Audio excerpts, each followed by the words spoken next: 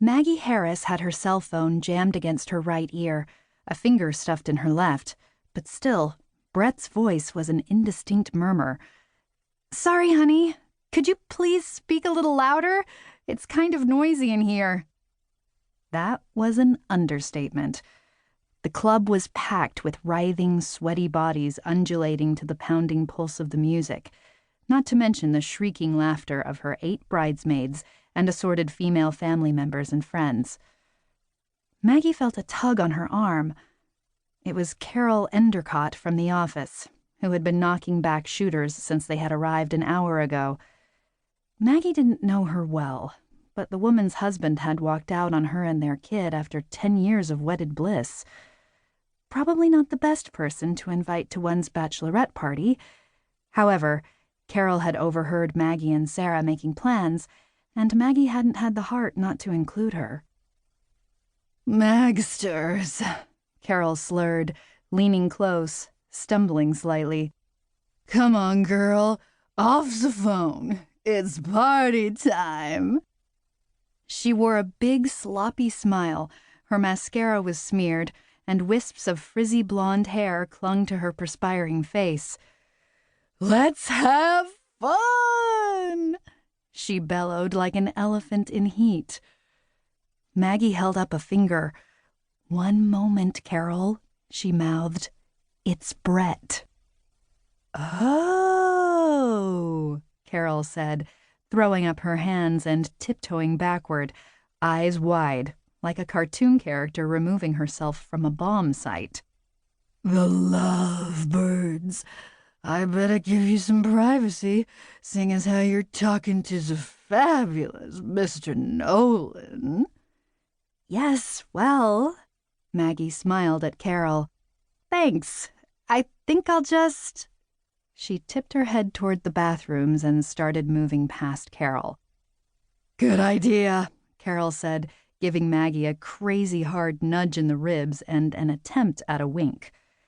"I'll tell the gang you're in Zapotsky having phone sex so they won't barge in at an inopportune moment," she bleated, and lurched off. "Geez," Maggie said, watching her leave. "I am very grateful not to have a drinking problem." "Huh?" "Nothing, Brett. Hang on a second," Maggie said. She started weaving her way through the crowd. Once she was in the restroom, she heaved a sigh of relief. It was cooler in there, almost peaceful. She could still hear the thump and roar of the music, but it was muffled. "Thank goodness," she said. "You still there?" "Yeah," Brett said, his voice mostly clear, just a little static. "What time is it?" 10:15. Look, babe, I wanted to—" 10:15? Oh my gosh, we've only been here an hour? I'm pooped already. How long do you think I need to stay? Don't want to be rude or anything. Everyone's come from so far away, but I gotta say, this going to clubs, drinking copious amounts of alcohol, the meat market behavior typical of these places, it's not really me. Maggie laughed. "Well, you know that better than anyone, don't you? Honey, I am so glad we met." "Yeah, well, I can hardly wait until this is over. Maybe I can drop by after, if it's not too late, and snuggle in bed with you. Oh my goodness, my feet are sore," Maggie said, slipping off her heels, the polished concrete floor cool and soothing under her feet. "That might be a problem." "I know, right? I don't know what I'm going to do tomorrow.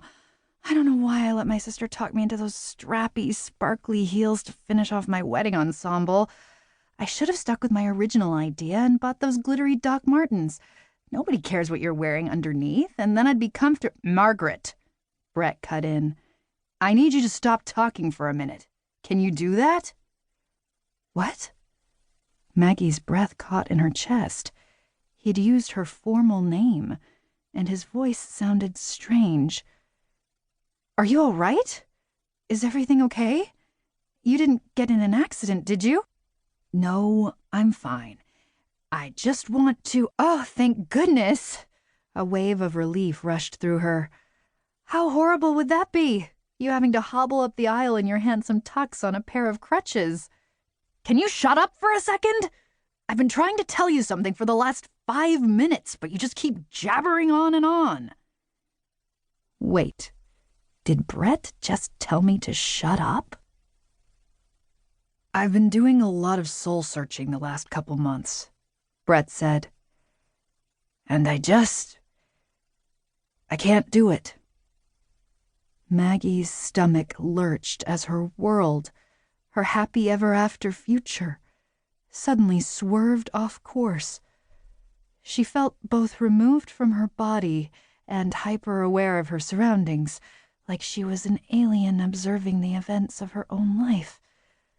The water dripping from the faucet, the beating of her heart, it all sounded loud, loud, loud.